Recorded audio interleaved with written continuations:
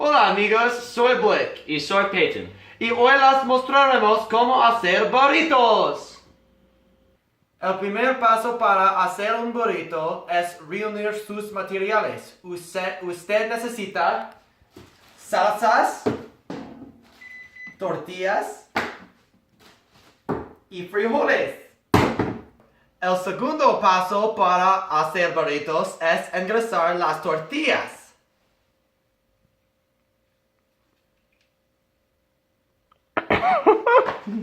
El tercer paso para hacer burritos es agregar su carne y frijoles.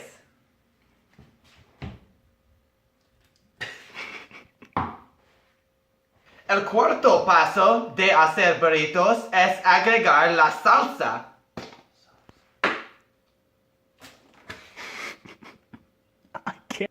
El último paso para hacer un burrito es cocinar tu burrito.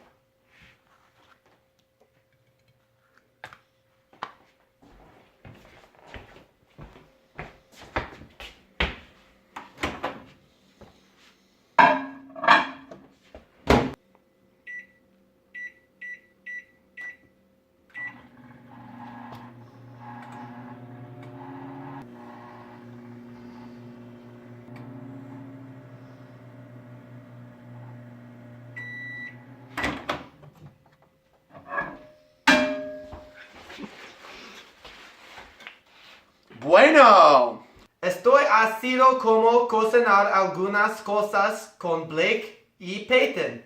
Adiós. ¿Dónde está la leche?